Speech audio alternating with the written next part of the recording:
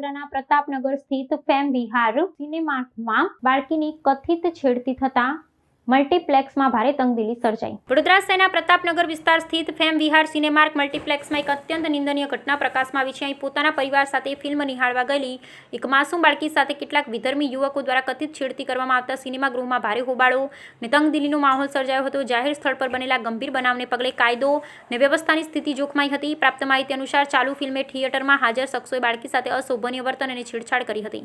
ભોગ બનનાર બાળકીએ ત્વરિત ધોરણે સમગ્ર ઘટનાની જાણ પોતાના વાલીઓને કરતા પરિવારનો રોષ ફાટી નીકળ્યો। જાહેર મનોરંજનના સ્થળે બનેલ આ બનાવને કારણે મલ્ટીપ્લેક્સની સુરક્ષા વ્યવસ્થા સામે પણ આંગળી ચીંધાઈ છે, જેનાથી મહિલાઓ અને બાળકોની સલામતી અંગે ગંભીર ચિંતા ઊભી થઈ છે। આ સંવેદનશીલ ઘટનાની જાણ વાયુ વેગે પ્રસરતા જ મોટી સંખ્યામાં સ્થાનિક નાગરિકો અને વિવિધ હિન્દુ સંગઠનોના કાર્યકર્તાઓ મલ્ટીપ્લેક્સ ખાતે ઉમટી પડ્યા હતા। ત્યારબાદ ન્યાયની માંગ સાથે રોષે ભરાયેલા ટોળા અને પીડિત પરિવારે વાડી પોલીસ મથકે ઘસી જઈ અને ઉગ્ર દેખાવ કર્યો હતો। લોકોએ પોલીસ સમક્ષ આરોપીઓની તાત્કાલિક ધરપકડ કરી તેમની સામે સખત કાયદાકીય કાર્યવાહી હાથ ધરવાની માંગ સાથે પોલીસ સ્ટેશનનો ઘેરાવો કર્યો હતો।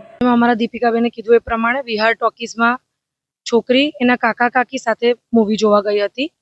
ત્યાં 4 છોકરા મુસ્લિમ કોમના આવ્યા હતા, છેડતી કરી હતી। એ પછી અમને ફોન આવ્યો એટલે અમે અહીંયા દોડીને આવી ગયા। એટલે પ્રમાણે ધર્મ કોઈ પણ હોય, છોકરીની છેડતી સહન કરી લેવામાં નહીં આવે। અને અમારા વોર્ડનો પ્રશ્ન છે એટલે વોર્ડમાં અમે રાત હોય કે દિવસ અમે એના માટે અમે સદૈવ ઊભા જ છે, કોઈ પણ કામ હોય। અને આ મુદ્દો છે, આ મુદ્દો બહુ સેન્સિટિવ મુદ્દો છે, એટલે આના માટે એક્શન મેજર થવું જ જોઈએ। અને કાનૂનન એવી સજા થવી જોઈએ કે એ લોકો યાદ રાખે કે આ વસ્તુ બીજી વાર ના બને। જાહેરમાં એવી સજા થવી જોઈએ કે બીજી વાર આ વસ્તુ ના બને। રાતના 3 વાગી રહ્યા છે લગભગ, વાડી પોલીસ સ્ટેશનની સામે ઊભી છું। જે અભદ્ર ઘટના ઘટી છે એના માટે હું અહીંયા છું અને અહીંયાથી હલવાની નથી।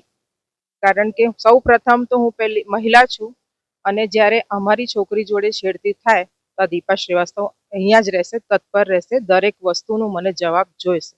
અને આ વારંવાર થતું જાય છે પણ હવે સહન કરવામાં આવે નહીં। વડોદરા શહેરમાં એવી કેટલી બધી ઘટનાઓ બની છે, તો આ ઘટના કેટલી ગંભીર છે?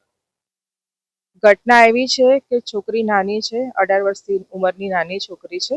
મને ઉંમર કહેવાનું પરમિશન નથી અને આપ બોલવી બી ના જોઈએ, પણ આ વસ્તુ ફરી વાર ન થાય એના માટે અમને સ્ટેન્ડ તો લેવો જ પડશે।